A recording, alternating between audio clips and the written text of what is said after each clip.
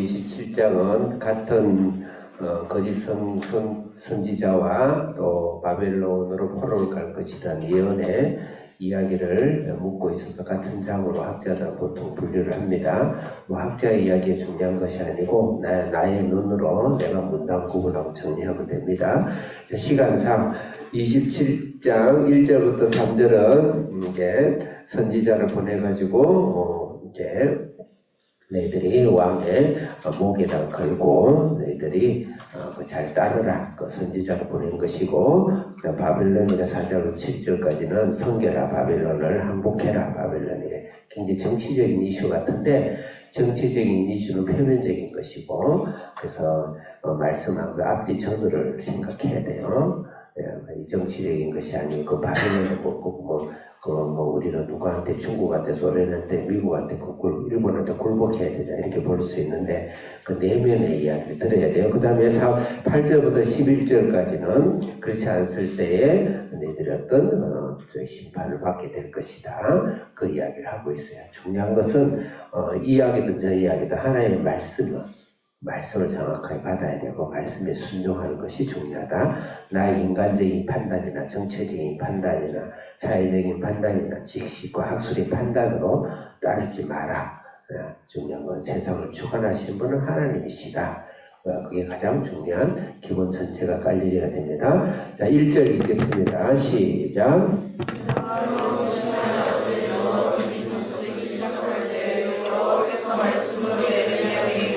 여기서 이제 학자들마다 설왕설래 이야기하는데 저는 개인적으로 그렇지 않습니다. 하나님의 말씀을 1.1에 변함이 없고 그대로 믿고 좀 이해가 안 가더라도 뭔가 몇 단계, 10단계 수준이 하나님이 뭐 뜻이 있겠구나 이래야지 약간 틀린 것 같아가지고 봐라. 그 어떤 오점이 있기 때문에 성경은 다 틀린 것이다. 성경도 실수가 있다. 그래서 골라서 선택해서 잘 상징적으로 이렇게 하는 것은 아주 사탄적인 겁니다. 여기 아주 결정적인 신신학자들에게 아주 결정적인 빌미를 주는 단어가 1절이에요.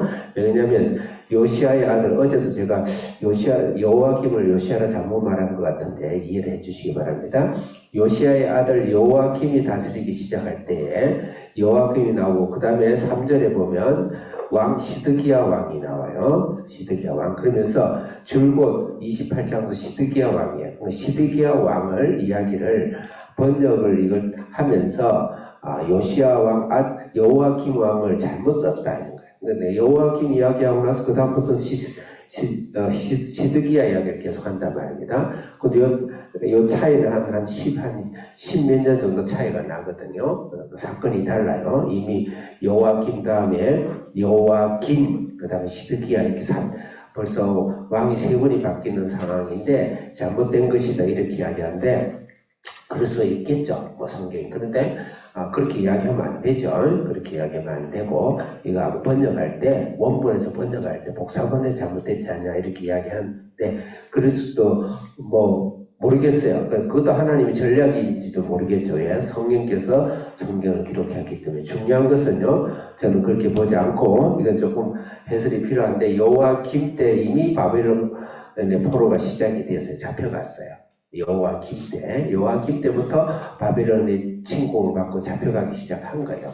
그러니까 그때부터 시작해서 시드기야는 특별히 두 눈이 뽑히면서 결정적으로 포로를 가게 되는 거예요.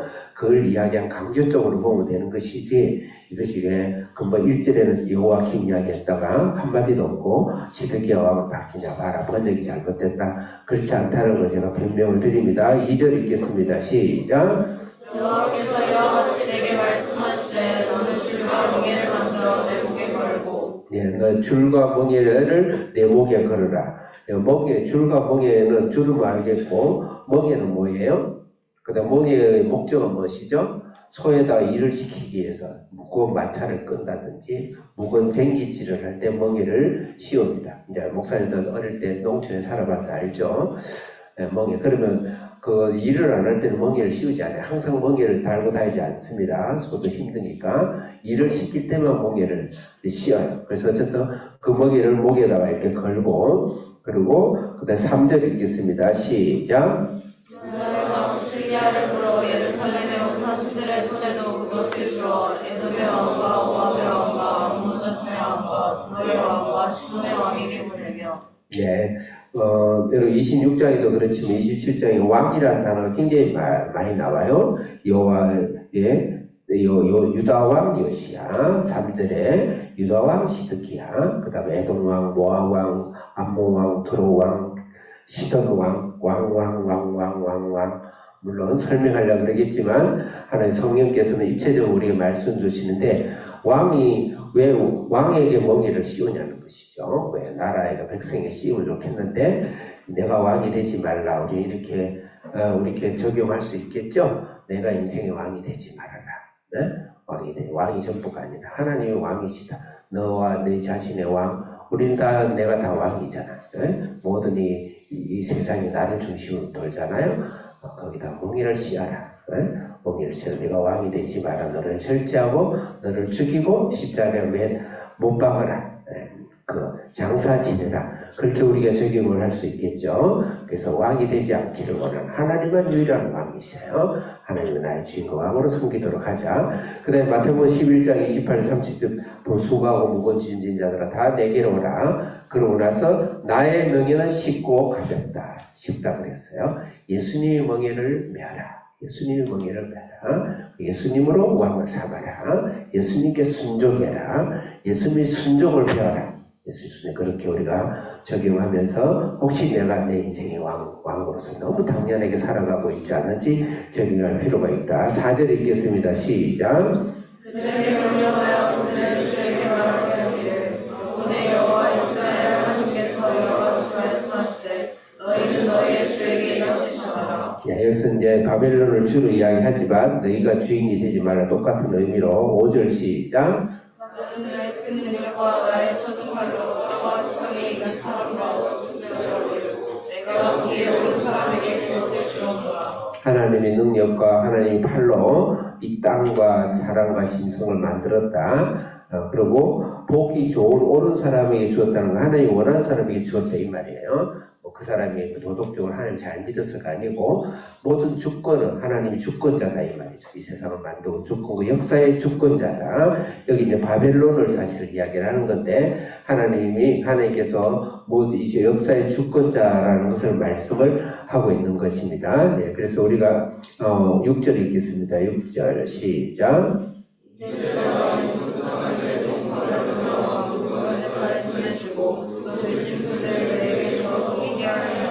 칠 절 시작. 모든 나라가 그와 그의 아들과 손자를 그의 왕에게 이르기까지 섬기리라.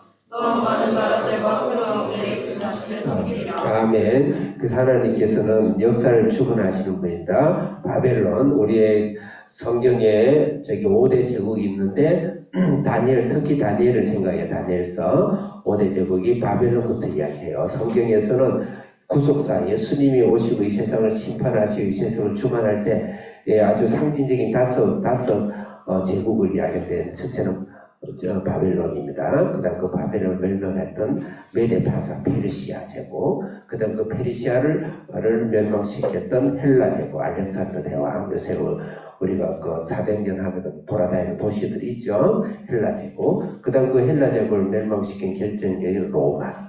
사도 바울은 로마도 보아야 하리라. 그 다음에 열발가락 시대. 이렇게 해서 열발가락 시대가 오늘날 마지막 시대다. 이렇게 해석하는 게 옳습니다. 5대 제국을 이야기하는데 그 모든 5대 제국은 예수 그리스도의 보혈과 예수 그리스도의 심판과 예수 그리스도의 구속사가 이 세상을 지배하는 것이지 자연 만물이 그냥 돌아가는 것이 아니다. 그 구속사로 역사도 주관하시고 정치도 주관하시고 경제도 주관하시고 인류사를 주관하시고 가치관과 세계관을 주관하신다. 그거예요. 그 말씀인데 하나님이 주관하신다. 바벨론은 오르는 것이 아니고 하나님께서 주관하신다. 그래서 이 세상의 모든 역사와 주관과 인류사는 하나님이 주관하시는 분이시다. 하나님은 어떤 분이신가? 세상을 주관하시고 모든 하나님 중심, 교회를 중심으로 여러분을 중심으로 신앙을 중심으로 세상의 역사관을 쓰는 것이지 세속적인 역사관은 그냥 참고사항을 하셔야 된다. 그 다음에 시간이 다 됐죠. 마지막 한마디만 마치겠습니다. 여기서 땅이라는 단어가 굉장히 많이 나옵니다. 5절, 6절, 7절, 10절, 11절. 바벨론이 좋아서 세우는 것이 아니고 땅에 하나님 주신 땅의 제도를 신년 제도를 이루지 않았을 때 하나님께서 촛대로 옮기시는 거예요. 그래서 하나님 거기에 대해서 희년을 억지로 강행시키기 위해서 땅을 시게 하죠. 그 땅을 버리고 포로로 해서 땅을 70년간 비옥에 놓죠. 그 말씀인가요? 말씀이 역대하 36장 20절 나중에 찾아보세요. 역대하 36장 27절에 찾아보면 하나님께서 강제로 이전시키고 땅을 시게 했더라 그래. 이 말은 뭐냐면 이 땅을 50년 뒤에는 사람에게 나눠줘야 되는데 욕심과 탐욕으로서 수없는 사람을 착취하고 수없는 사람의 가족까지 멸해버리고 자손까지 가난하게 만드는 그런 잘못된 자본주의 제도, 잘못된 자본주의 제도, 신앙의 자유를 빙자해서 오늘 9절 한 절마다 읽겠습니다. 9절 시작.